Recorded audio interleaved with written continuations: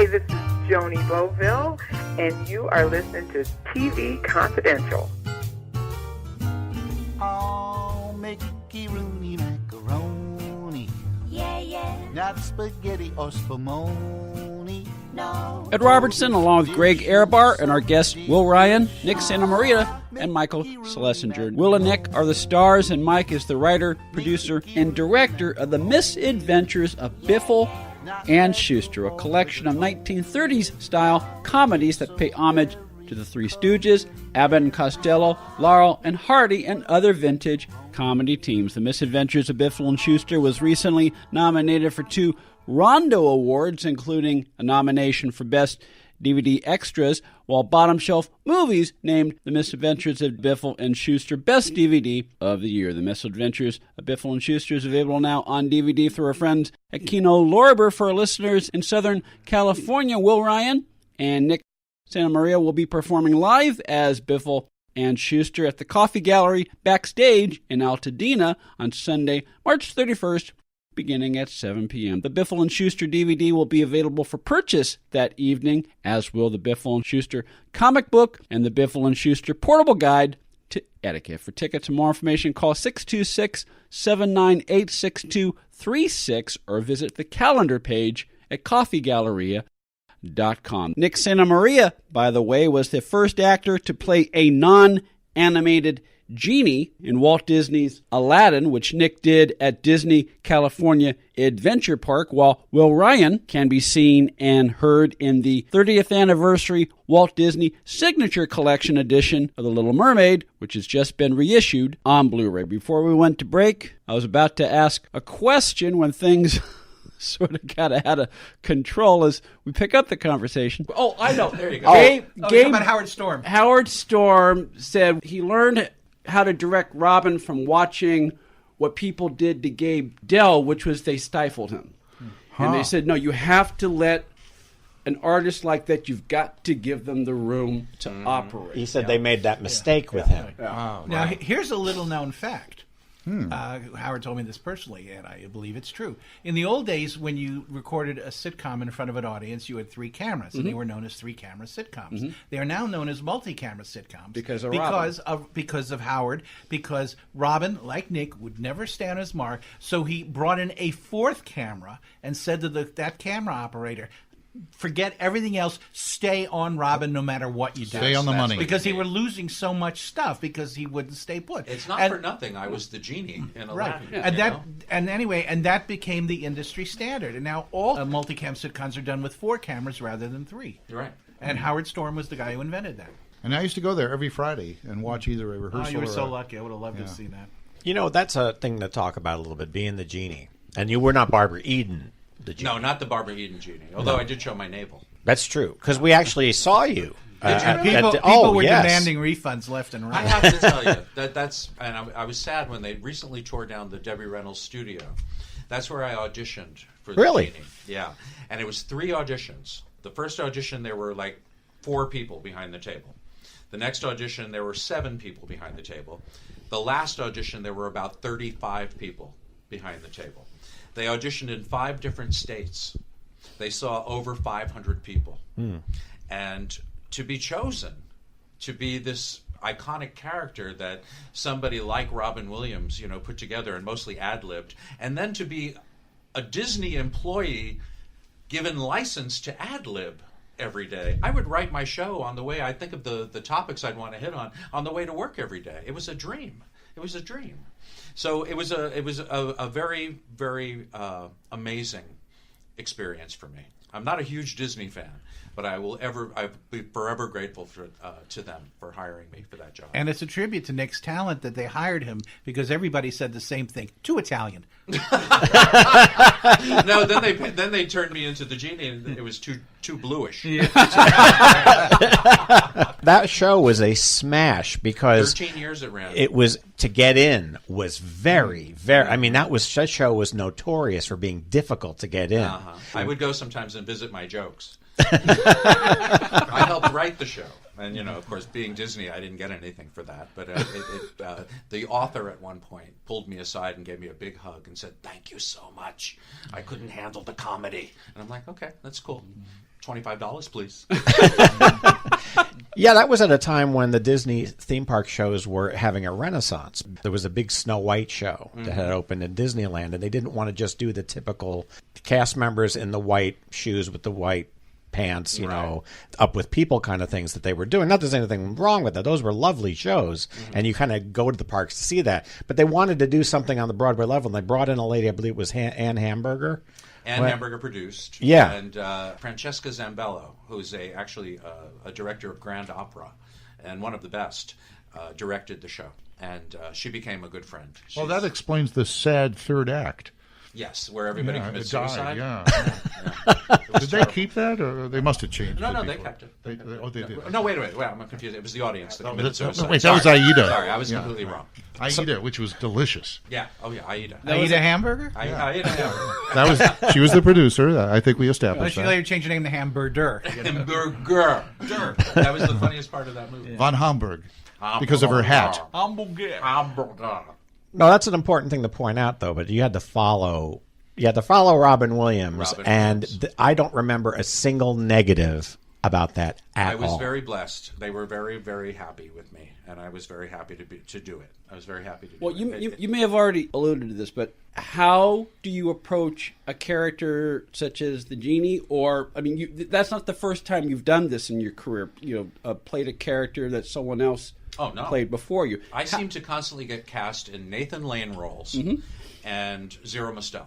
You're the West Coast Nathan Lane. I am. I'm the West Coast Nathan Lane. That's what my agent and I talked you've about done, that yesterday. You've done Forum. You've done The Producers. You've done The Odd Couple. Laughter on the 23rd Floor. The Odd Couple. Mm-hmm. But my favorite role that you've played is the title role. In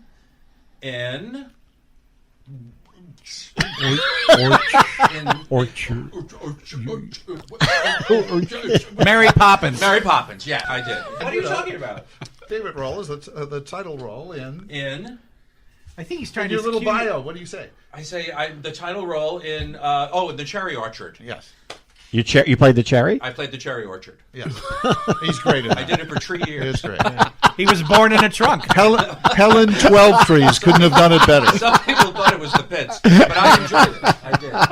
And you debuted on the main stem. I did, actually. And you know what? I did my Bing impression. Yes.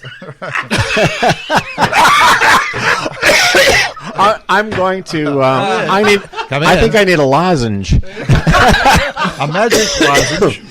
My name is J. Wellington Wells. I'm a dealer in magics and spells. The Smith brothers. Yeah, Trey and Mark. Helen. You guys, I don't know why everyone says this is a boring show. I like it. I'm having a good time. And you look like you're about to say something, or you have horrible gas. It might be a combo of both. I don't know. I didn't order the combo, but yes. Is there delightful gas?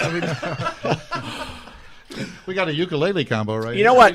Didn't you just finish a performance at, was it Pasadena? La Yes, Mirada. but I don't like to talk about it. At La- Not you. Oh. La Mirada, we did 1776. I played John Hancock, the man with the huge signature. And he presided over the entire proceedings. Yes, I did. Which was a brilliant casting because Nick can't read or write. I can. It's amazing.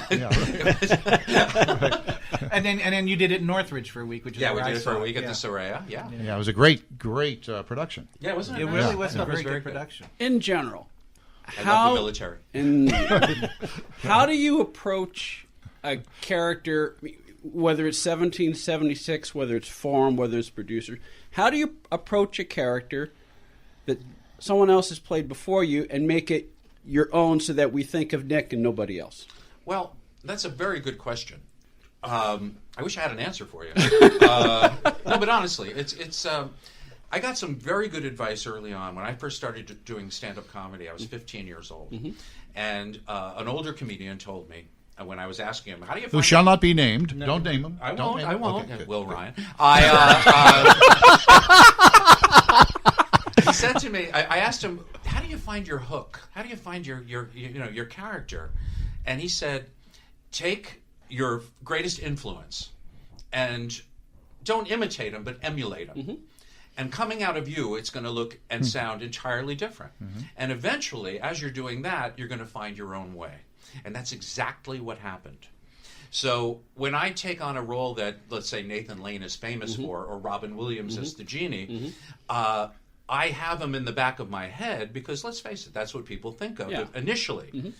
But it comes out of me. And it's going to look like my style. Right, and because my you'll be movie. coming at it from your unique piece of ground. Exactly. And a lot of people are saying that about Biffle, Benny Biffle. Very much. There's a lot of influences in Benny Biffle, from Lou Costello to Hunts Hall to Harry Langdon to Harry Ritz. Harry Ritz. Oh, definitely Harry Ritz. But it comes out as me. You know what I mean? So it's kind of like that. That's really what. And same thing with Will. Sometimes he's Hardy. Sometimes he's Abbott. Sometimes Man number 3. Yeah. That's what I say. I was thinking number 2, but okay.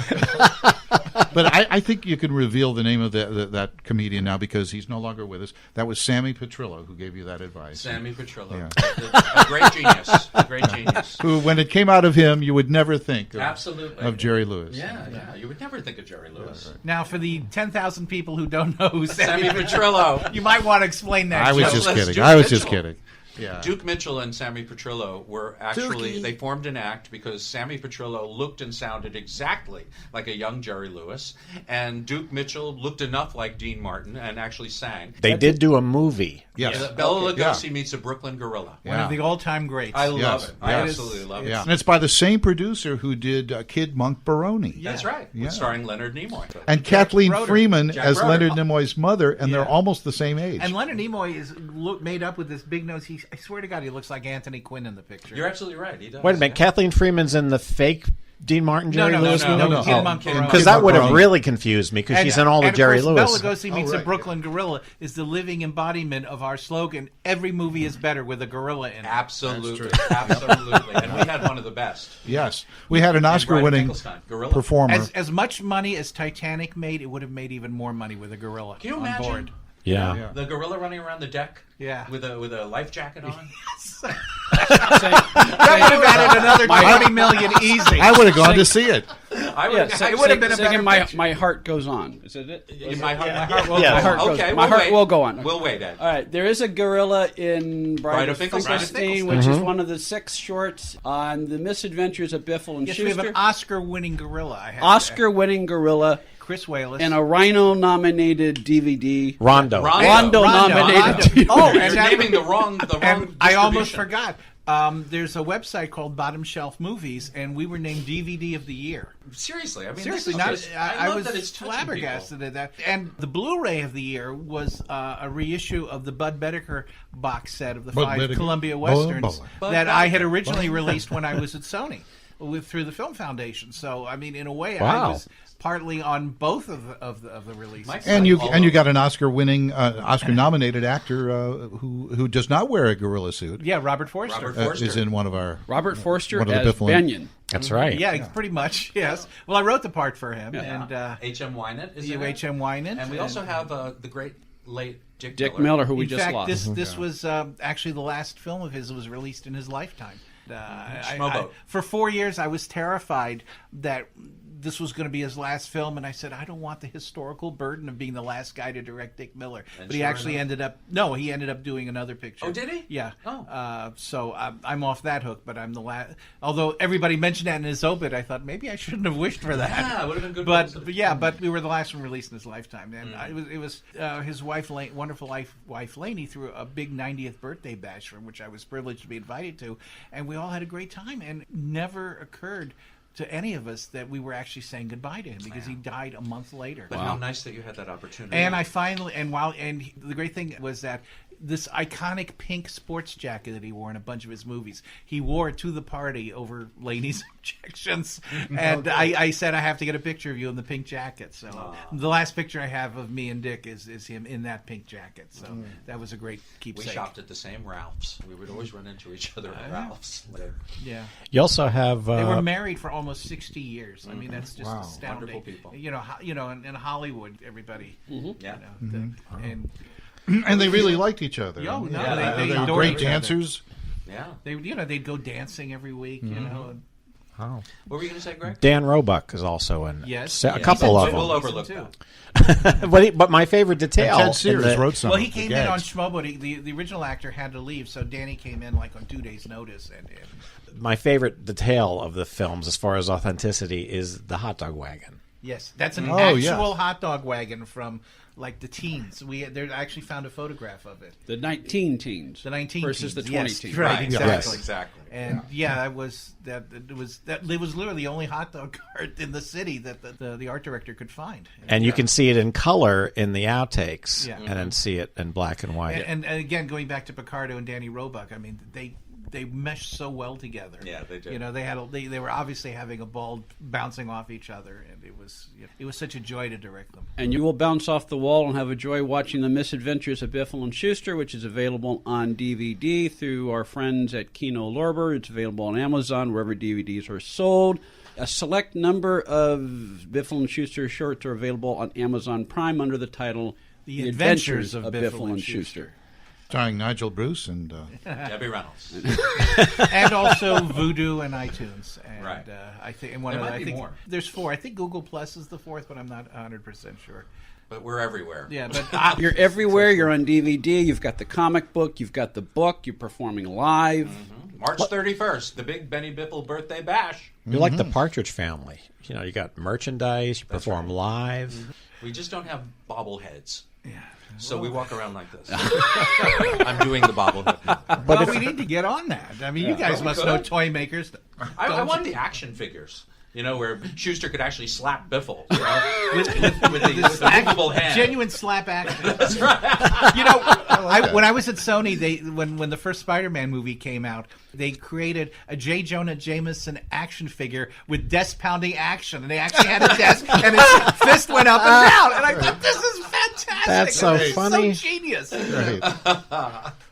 Did it have the gray hair on the Oh side? yeah, absolutely. You know, it was delightful. Yes, I said somebody really put some thought into that. Well, you brought 2 ukuleles. Yes, I did. I'm We honored. haven't rehearsed You want to do anything. some? Please. Yes, but what? My gal sound. Oh, I know. If you want to go out for a smoke, now's the time.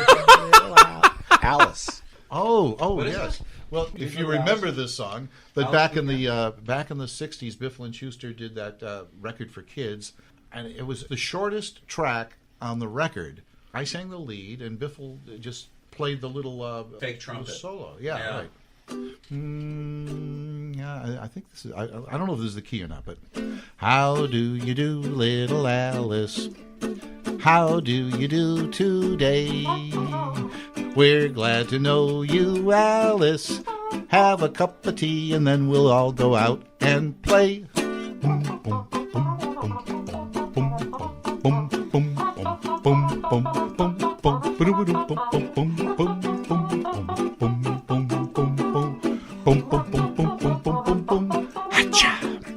How do you do, little Alice? How do you do today? We're glad to know you, Alice. Have a cup of tea, and then we'll all go out and play.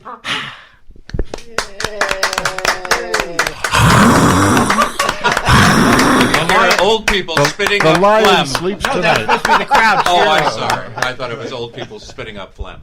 Will Ryan and Nick Santa Maria are the stars, and Michael Schlesinger is the writer, producer, and director of The Misadventures of Biffle and Schuster. Will and Nick and Mike will be back in a few weeks for some more Biffle and Schuster madness. Among other things, we will play for you a recently unearthed, never before heard but hysterically funny interview with Benny Biffle and Sammy Schuster about their much heralded yet not often discussed television career of the 1960s. That is coming up in a few weeks here on TV Confidential. In the meantime, Will Ryan and Nick Santa Maria will be performing live as Biffle and Schuster at the Coffee Gallery backstage in Altadena, California on Sunday, March 31st, beginning at 7 p.m. The Biffle and Schuster DVD will be available for purchase that evening, as will the Biffle and Schuster comic book and the Biffle and Schuster portable guide to etiquette. For tickets and more information, call 626-798-6236 or visit the calendar page at coffeegallery.com. We'll take a quick time out, and we'll be back with more TV Confidential right after this. Ed Robertson, along with her friend Donna Allen Figueroa, who I understand has a new book out. Yes, it's entitled Fall Again Beginnings. It's the first part of a 4-part contemporary romantic series set against the background of working actors. Something that you know a thing or two well, about. You write what you know, and I have been working in the business for several years. It is not necessarily autobiographical, but it's based on... Sure, many of the experiences that the actors in my book have, many have happened to me, many have happened to friends of mine. It's not, if you're looking for Valley of the Dolls, it's not, it's grounded in reality. It is grounded in reality, and it's the first in a series. Yes. Called the Fall Again series. Fall Again. Which is available as a paperback as well as an ebook and in Kindle at fallagainseries.com. Ed Robertson, along with Benny Biffle and Sammy Shooster, the stars of The Misadventures of Biffle and Shooster. Hey, Benny. Yeah, Sammy? Did you know that there's a new DVD out called The Misadventures of Biffle and Shooster? You're kidding. I thought it was married. I thought it was The Mrs. Adventures No, of Biffle and no, Shooster. it's single. It's single. It's called The Misadventures of Biffle and Shooster. It's on Kino Lorber. Oh, that's a big company. It is. They only release good stuff. In fact, this came out the same week as the Ten Commandments, the Paramount one that was in color, came out. You're kidding. So you know they deal in quality. Yeah. Of course, this one's mostly in black and white, but there is some color in there, as I recall. Right. But the movies are colorful in themselves. They certainly are. Mm-hmm. And we work with some wonderful people in there. That's right. And Joe Dante visited us on the set. The great director, Joe Dante. What did he say about this collection of shorts? He said something along the lines of, and this is merely a quote, "Forehead-slapping funny. What impresses is the dogged authenticity to the era, which makes it all the more hilarious, says I, Joe Dante." Joe Dante. How about that? Yes. And he's a famous writer. Yes, he is. Well, wrote about that Inferno thing. He certainly did, yeah. Terrific, yeah. We're Biffle and Schuster, as you can see. No one else can make that statement louder than we. They say we're soporific, and it's we likely probably we. agree because We're Biffle and Schuster. Oh, we're Biffle and Schuster. No, we're Biffle and Schuster. B-I-F-F-Biffle, Biffle. S-H-W-S to Schuster. Biffle and Schuster. Need we say more? Available wherever DVDs are sold through our friends at Kino Lorber. TV Confidential is available online for listening on demand as a podcast through iTunes, Spreaker, Apple Podcasts, Spotify, Stitcher, and anywhere else where you could download podcasts. You can also listen to recent episodes of TV Confidential on demand for free on the Listen Now page at televisionconfidential.com.